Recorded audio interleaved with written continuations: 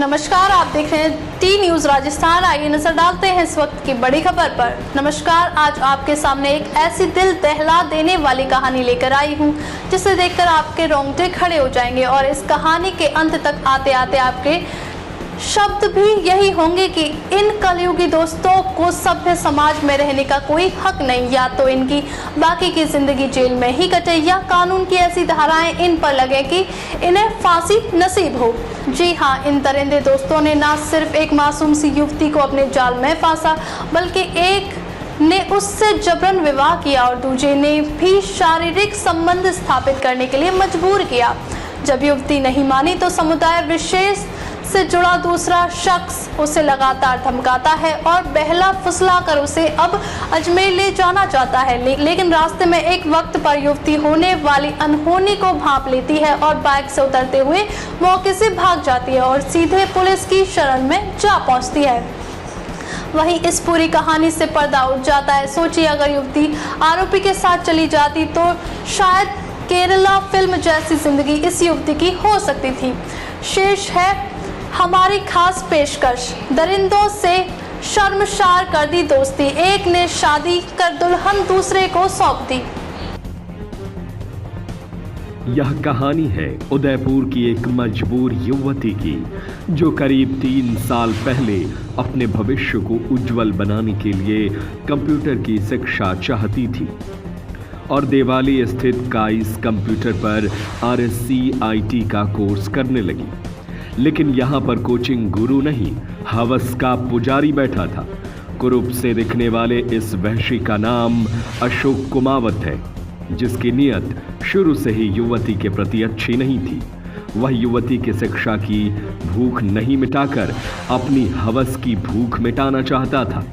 इस बीच उसका एक साथी इमरान, जो पेशे से पेंटर है, उससे भी अशोक ने युवती का परिचय करवाया, या यूं कहें कि घिनौना कृत्य दोनों दोस्त मिलकर करना चाहते थे। अशोक ने युवती को फंसाने के लिए उस समय जतन किया जब वह नाबालिग थी। वहीं कुछ माह बाद अशोक के काइस कंप्यूटर पर टोने टोटके करने वाले आते हैं और ऐसा मंत्र फूंकते हैं कि खूबसूरत युवती बदसूरत अशोक के मोहजाल में फंसकर पूरी तरह सम्मोहित हो जाती है। उसे अशोक के सिवा कुछ दिखाई नहीं देता। तभी अशोक कुमावत युवती से शादी की पेशकश करता है। तभी युवती आरोपी की बदसूरत और दोगुनी उम्र को भूलकर अपनी सहमति दे देती है। ऐसा करने पर युवती के परिवार पर मानो पहाड़ टूट पड़ता है और शादी की बात पता चलने और बदनामी के डर से मजबूर हुआ परिवार भी सहमति दे देता है। जब युवती अशोक कुमावत को अपना पति परमेश्वर मानकर नई जिंदगी जीना शुरू कर देती है, लेकिन अशोक की नीयत तो कुछ और ही थी। वह आए दिन युवती के साथ मारपीट करता और इस तरह जबरन उसे नोचता, जो कम से कम एक पति तो नहीं कर सकता था। इसीलिए शिकायत कई बार महिला थाने तक भी पहुंची, लेकिन अशोक की ज्यादतियों से युवती को निजात नहीं मिली। कुछ समय बाद जब अशोक का मन युवती से भर गया तो उसने यह कहकर उसे छोड़ दिया कि अलग अलग लड़कियों से संबंध बनाना उसका पेशा है और उसे भी पत्नी सिर्फ इसलिए बनाया था कि वह अपनी हवस मिटाना चाहता था। यह सुन युवती की पैरों तले मानो जमीन खिसक गई हो। वह कुछ समझ पाती इससे पहले ही अशोक ने अपने दोस्त इमरान के साथ रहने की बात अपनी ही पत्नी से कह डाली। वह युवती को अपने दोस्त के साथ हम बिस्तर करवाना चाहता था और इसीलिए उसे मजबूर भी कर रहा था।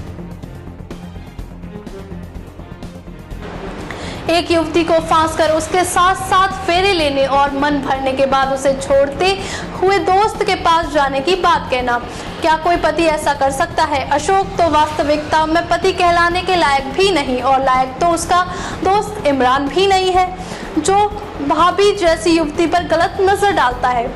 उस युवती से बड़ी तो इमरान की बेटी है। आगे की कहानी और भी हैरान करने वाली है।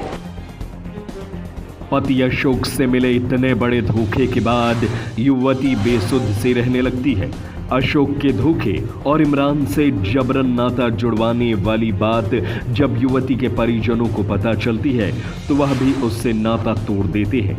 युवती पूरे शहर में अकेली हो जाती है, लेकिन इस बीच उसका परिचय एक समाज सेवी महिला से होता है और वह अपनी पूरी कहानी जब उन्हें बताती है तो महिला युवती को अपने साथ ही रखती है। अशोक काफी कोशिश करता है, लेकिन इमरान पीछे लगा रहता है और युवती के नए ठिकाने को भी ढूंढ निकालता है। हालांकि युवती अपने फोन नंबर, आईडी कार्ड आदि बदल देती है, लेकिन शातिर इमरान दूसरी आईडी खोज निकालता है और लगातार उसे मैसेज करके दबाव बनाता है कि कपड़े लेकर आ जा, नहीं तो जान से मार दूंगा और सभी को बदनाम कर दूंगा। युवती इमरान की धमकी से बहुत ज्यादा सहम जाती है और एल सुबह नीचे उतरकर उसकी बाइक पर बैठ जाती है। बाइक पर बैठते ही इमरान उसका बैग और मोबाइल अपने कब्जे में ले लेता है और अजमेर ले जाने की बात करता है। घबराई युवती भुवाणा चौराहे पर ही उतर जाती है और भागते हुए एक राहगीर के मोबाइल से महिला समाज सेवी को पूरी कहानी बता देती है। रात में साथ में सोई युवती को अचानक फोन पर घबराए हुए पाने पर महिला समाज सेवी तुरंत मौके पर पहुंच जाती है और फिर सुखनेर थाना जाकर रिपोर्ट दर्ज करवाती है।